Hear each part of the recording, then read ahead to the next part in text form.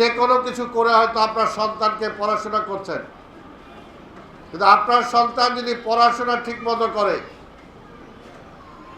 তাহলে ভবিষ্যতে যদি সে দাঁড়াতে পারে, আপনার পরিবারও দাঁড়াবে, দেশের জন্য সে কল্যাণ বয়ে আনবে। আপনারা দেখেছেন যে অনেক নিম্ন মজুর মধ্যবিত্ত ঘরের অনেক ছেলে মেয়ে হয়তো সে ভালো স্কুলে পড়তে পারে নাই, নাম করা স্কুলে পড়তে পারে নাই, কিন্তু তারপরও মেধাটা তো আল্লাহ দিয়েছে। এই মেধাটাকে কাজে লাগিয়ে পৃথিবীতে এরকম অনেক স্বনামধন্য মানুষ আছে, অনেক, আমাদের দেশেও আছে, বিদেশেও আছে। আপনারা দেখেছেন ভারতকে আমরা সমালোচনা করি, সেখানকার রাষ্ট্রপতি হয়েছিল আবুল কালাম আজাদ, একজন সায়েন্টিস্ট ছিলেন।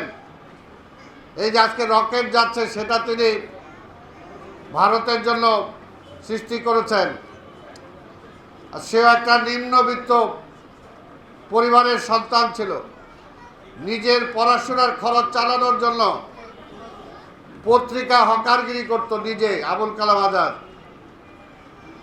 পড়াশোনার সুযোগ না পেলে, বিদ্যুৎ না থাকলে ওই রাস্তার স্ট্রিট লাইটে বসে পড়াশোনা করত।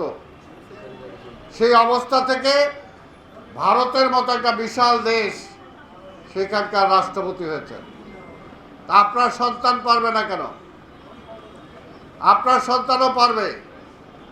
আমাদের এইখানে অনেক বুদ্ধিজীবী আছে। বাংলাদেশে কয়জন জমিদার ছিল, কয়জন জমিদারের সন্তান? আমরা বেশিরভাগই কৃষকের সন্তান। আপনার ছেলে মেয়েকে যদি পড়াশোনা করাতে চান তাহলে আপনাদের নিজেদের আগে পরীক্ষা দিতে হবে, আপনাদের পরীক্ষায় উত্তীর্ণ হতে হবে। সেটা কি?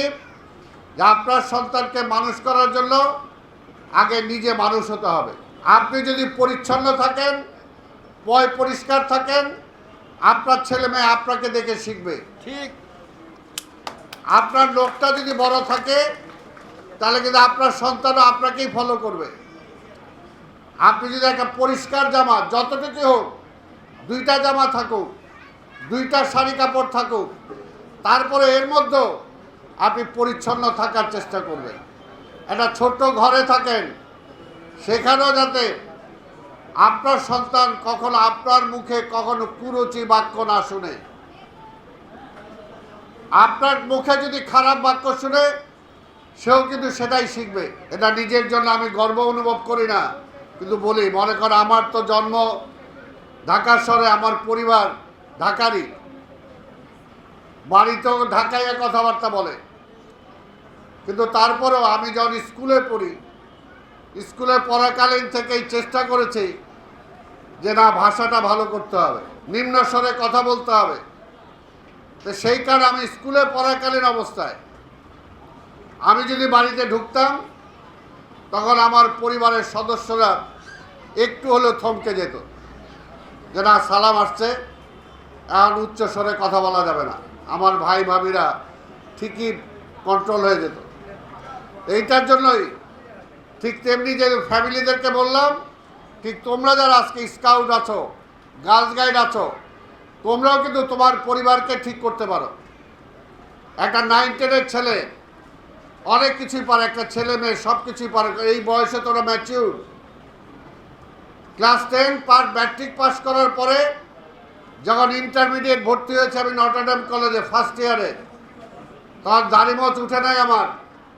সেই অবস্থায় যুদ্ধে গেছি, সেই অবস্থায় যুদ্ধে যে দেশ স্বাধীন করেছি। তো তোমরা পারবা না কেন?